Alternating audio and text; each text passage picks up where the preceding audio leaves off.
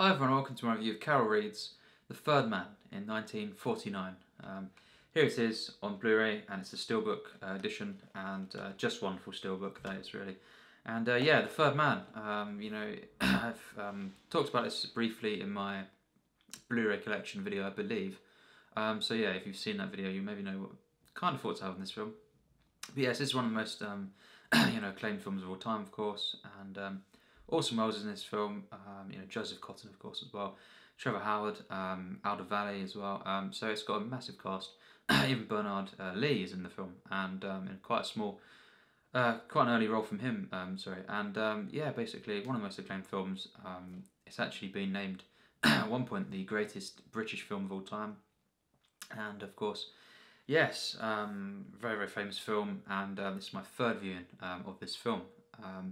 So yes, frequently listed as one of the best films of all time with Sight and Sound, such like that. IMDb, it's in the top 250, I believe, yeah, it used to have a rotten, 100% on Rotten Tomatoes, and yeah, it's just a very, very loved film. And I first saw this in 2015, around about the time when I, first watched Citizen Kane. Actually, I kind of watched this in pretty close proximity, because yeah, I just thought Orson Welles really wowed me with Kane, so I wanted to watch this, and I really could say that these two films actually are the most acclaimed. Yes, the most acclaimed overall films that Orson Welles is involved in. Of course, he didn't direct the film, although that is actually controversial. Some say, I've said over the years, there's kind of rumours that he at least had a hand in some of the direction.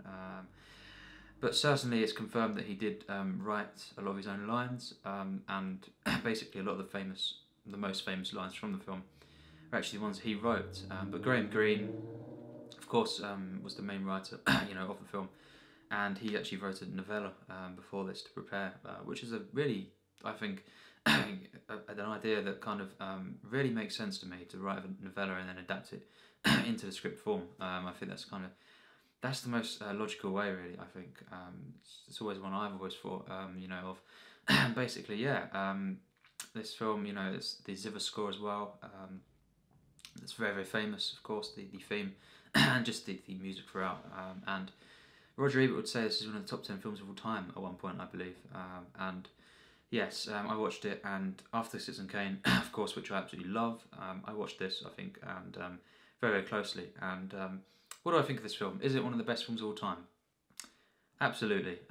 This is one of my absolute favourite films. A flawless masterpiece, and just perfect in its form, in its tone. Just everything about this film is mind-blowing. One of the best thrillers of all time, and Orson Welles is on fire in this film. Joseph Cotten, an absolutely wonderful protagonist. All the performances, Alida Valli, Trevor Howard is just amazing in the film. Very, very charming, and the whole film has this charm, this charm that's there, and at the same time, very, very cynical, and set in, of course, the main plot, which I won't get into too much. It's basically Joseph Cotten at the beginning of the film basically goes to Vienna. It's post World War II Vienna, so it's kind of war-torn country, and all the buildings and everything are kind of, a lot of them are destroyed, half destroyed. Of course, there's loads of crime and poverty kind of stricken.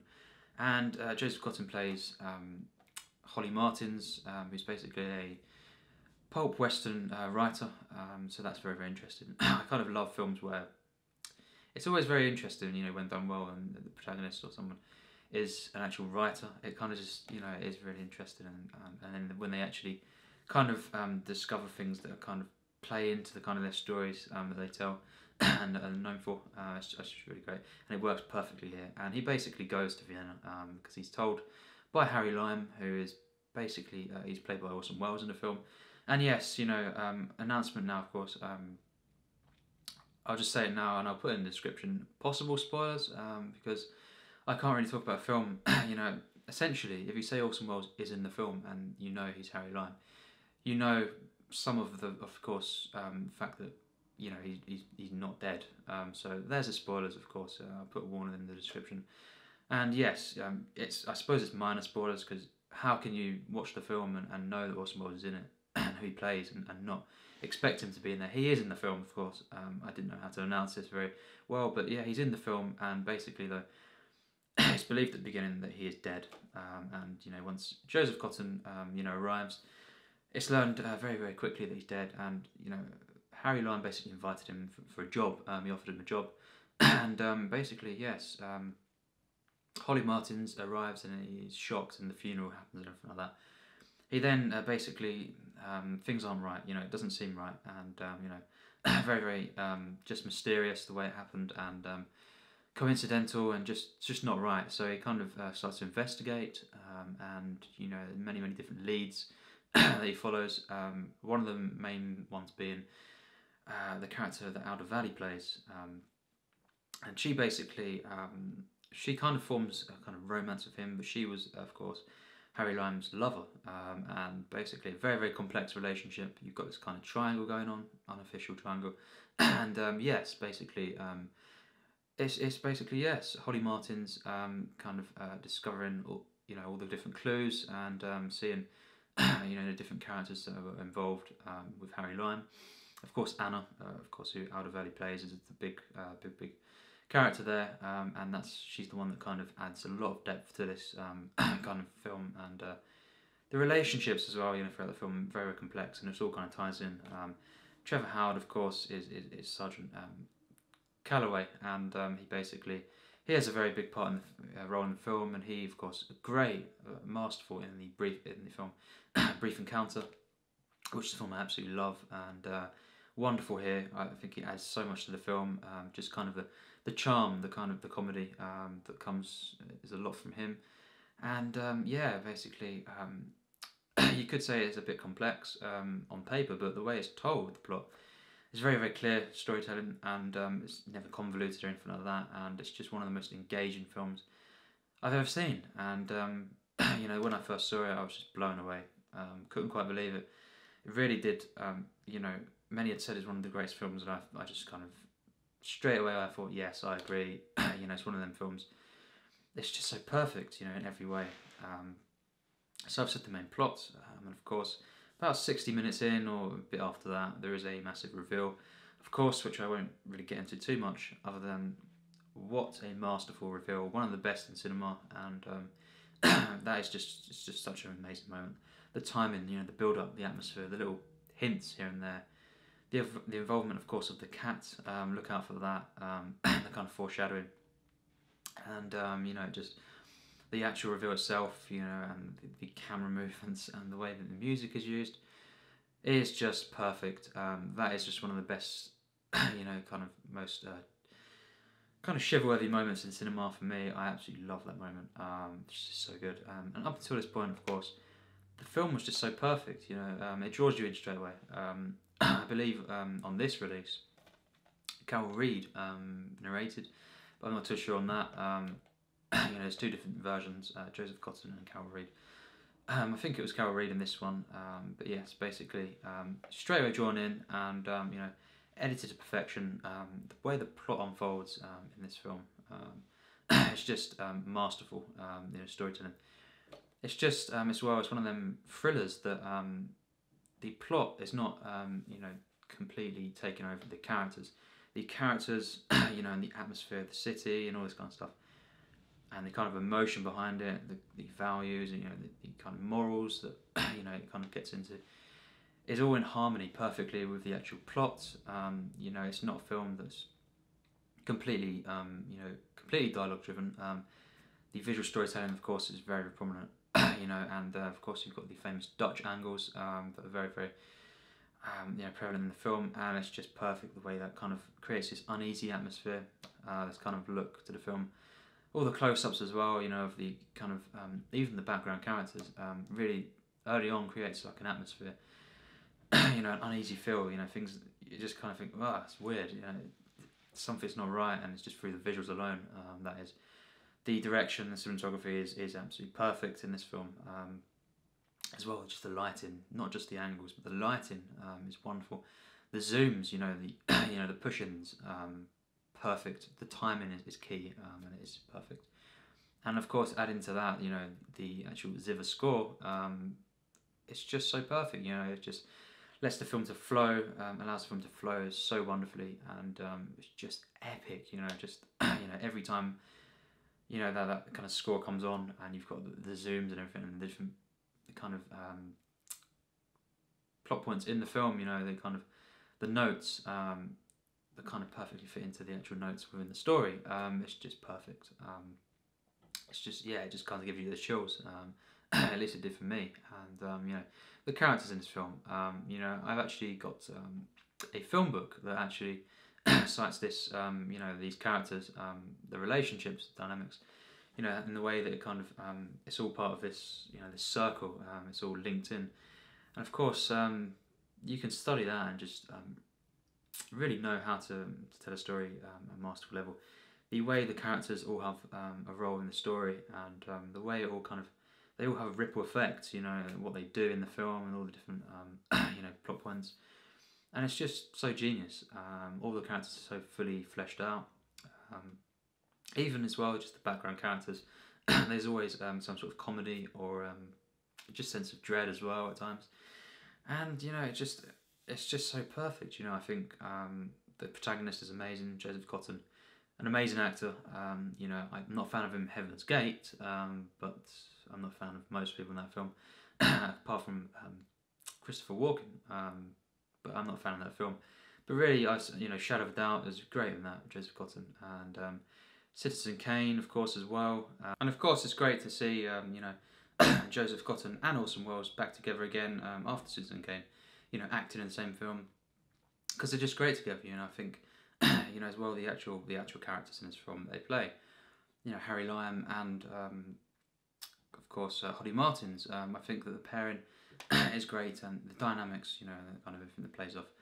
The exposition in this film, the backstory of how they were friends, when they were younger, and just the exposition is told through dialogue. Just adds so much before the actual reveal happens, and you kind of find out, of course, that Harry Lime is not dead. When they're together on screen, it's all the more meaningful, and just really massively complex relationship. There's so much depth and humanity to this film, and especially through this relationship that they have, and the kind of the backstory between it all, and the way that it kind of pans out as well. This film has got of course great comedy, but it is also sad at times, and of course not all meets the eye kind of thing, and I just think the dialogue is absolutely perfect in this film, and just all the characters in this film are just so good.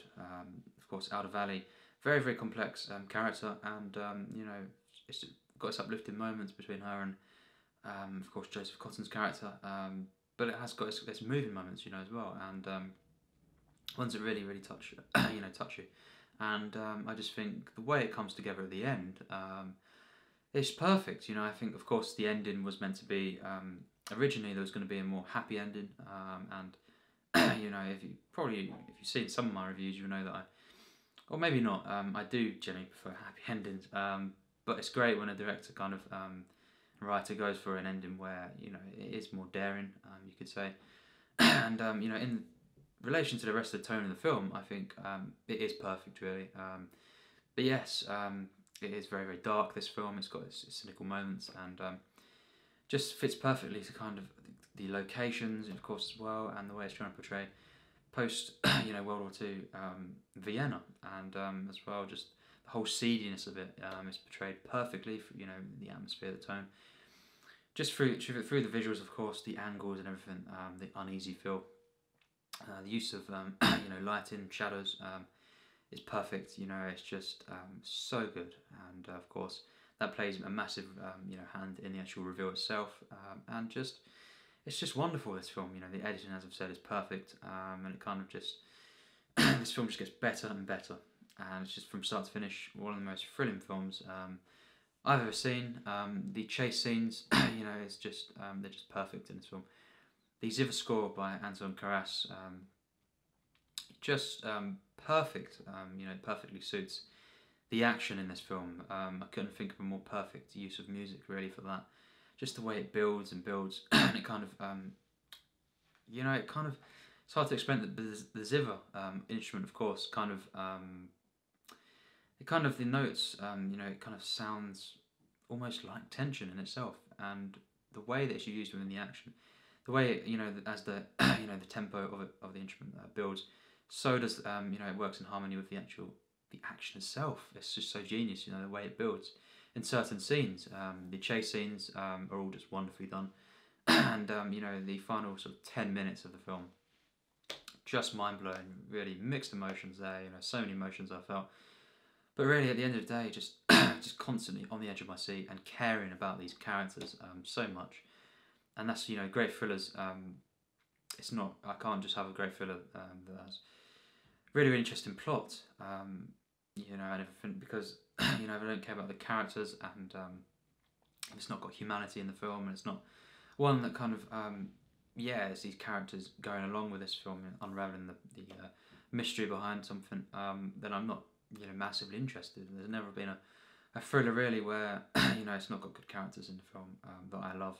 Well, you could say for most films really in general, but I think this one just perfectly balances out all the elements in that sense, and the atmosphere to this film is almost unmatched. I think it's just wonderful, and so many things I felt, as I say at the end, it really, the Ferris wheel scene as well, of course.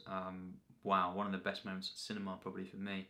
Just amazing, and everything leading up to that, and then you've just got the way Orson Welles just walks into the scene, and of course the actual scene itself, which just really is very contemplative.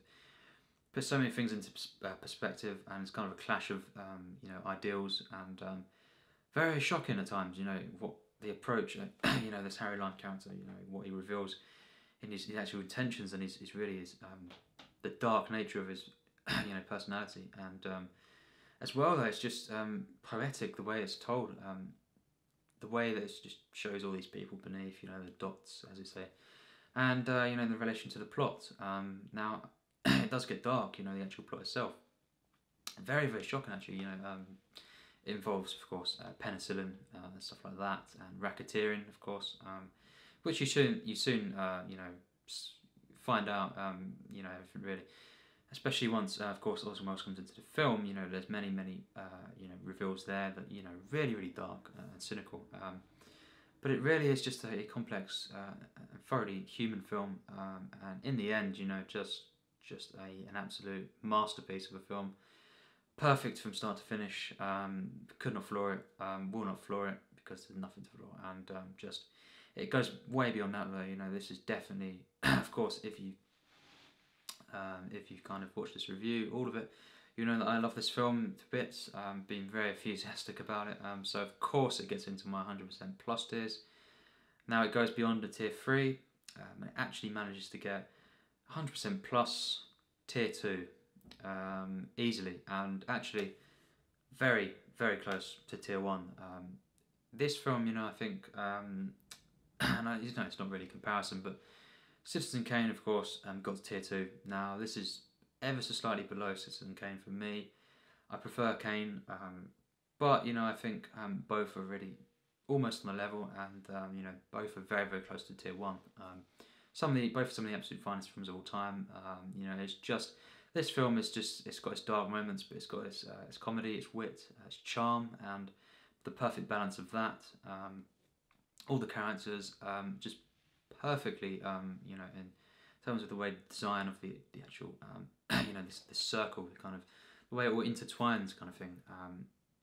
And the build from the slow, kind of humble beginnings, and the very, very gradual mystery, just the kind of peaceful stuff, where Joseph Cotten, his character of, Holly Martins, just the way he's walking around, discovering little things here and there, slowly injects this kind of atmosphere through the angles, the perfect placement at every angle, the light and everything, the use of shadows, and just the kind of, just the way the characters are talking in this film, very, very dark and somber at times, and as well just how relatable Holly Martins is. It's very, very interesting how he's a pulp western writer. He's kind of not that successful, but then it kind of adds comedy there as well. you know, Bernard Lee's character there. You know, where he's kind of all the scenes there. You know, great comedy, and this is one of the things. It's just such a funny film at times, but it never goes over the top or anything. It's all very, very restrained and kind of dry humour, you could say, and just the perfect placement throughout the film of all the humour. But you know, in terms of the direction, the cinematography, editing, perfect, really. And this film just, it moved me. It just thrilled me constantly. The action is just wonderful. Some of the best action in cinema, easily. The score by Karas is just perfect. You know, the Zither score, really, really. It's beautiful, and it adds this kind of melancholic feel to the film. But as well, the way it's used, especially in the action scenes and the kind of reveals, could not be more, you know, perfect for this film, and just an absolutely flawless film from start to finish. And you know, just the screenplay in this film, Graham Greene, of course, and of course Orson Welles. You know, the kind of dialogue he added in there, is just so meaningful. But it just it has such a flow, the script, and just an ease. And combine that with just the ease of the direction, you know, in this film by Carol Reed. Absolute masterful direction, just perfect. And it's just the one that, yeah, it's just all the way to the very end, you know, it's just perfect for me. I would say that this is, as Citizen Kane, is just outside my top 100 films of all time. So really, that's just absolute massive praise. As I say, it's very, very close to my tier 1, and easily, yeah, one of the best British films of all time. You know, there are better ones, definitely, and you know, it's been compared, you know, with British films to the likes of Brief Encounter, Lawrence of Arabia. I don't think it's as good as them films. So there's kind of hints for when I do my David Lean director series, how much I love him and his films, especially Lawrence of Arabia. Yes, but definitely one of the best British films, one of the best noir films, just one of the best films in cinema, and highly recommend this film. This is Studio Canal release, and it's the Steelbook. Recommend that, it's just wonderful. Cinematic perfection, and one of my most loved films of all time. So thanks for watching my review of Carol Reed's absolute masterpiece, The Third Man.